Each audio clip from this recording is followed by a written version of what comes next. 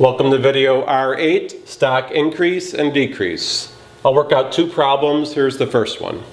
Feel free to pause the video and try it on your own. BSMA pays $100 for a stock. In the first year, it increases 25%. In the second year, it increases 20%. In the third year, it decreases 20%. And in the fourth year, it decreases 25%. After the fourth year, BSMA sells the stock. How much money does she get back? All right, this is the way I do it. I'm going to say let X equal the original price. Oops, I won't even do that. It's $100. So $100 is the original price. I was doing it generally. All right, watch what I'm going to do. If we increase 25%, that's the equivalent to multiplying by 1.25. If it increases 20%, that's equivalent to multiplying by 1.20. I'll just put it there just so you can see. Decreasing 20% is the same as multiplying by 0.80. If you decrease 20%, you're 80% of what you were.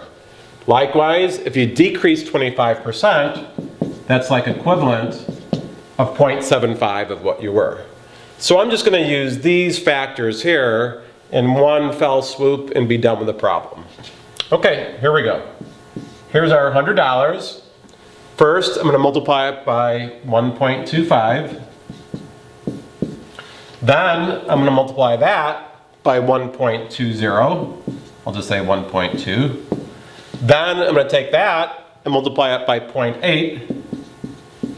Then, I'm going to take that and multiply it by 0.75. So really I'm just multiplying this by this, by this, by this, by this, and I'll get my answer. We'll go to the calculator. 0.75 times 0.8 times 1.2 times 1.25 times 100, and we get an answer of $90.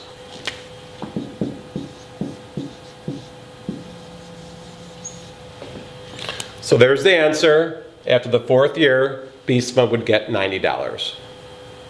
Okay, I'll work out a second problem now. Turn this off. Just change this up.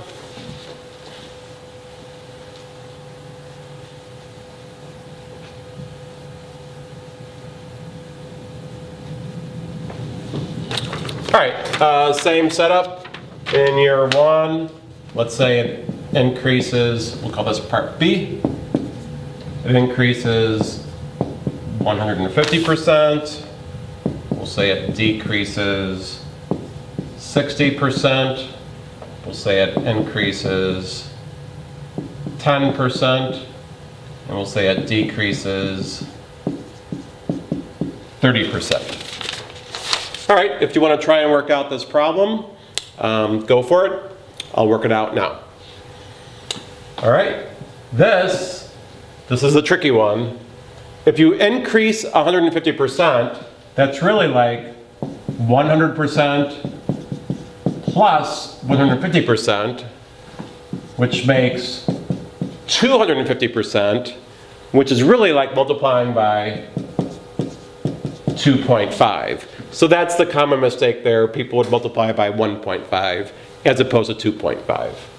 These are standard, decreasing 60%, then you're 40% of what you were.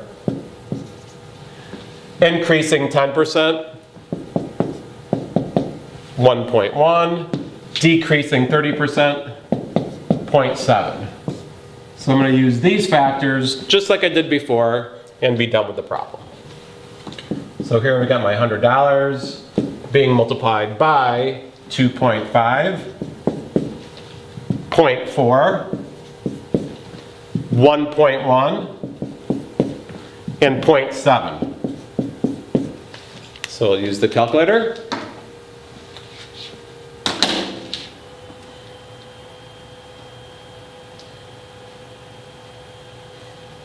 .7 times 1.1 times 0.4 times 2.5 times 100. And I get an answer of, I don't know if you can see it, $77.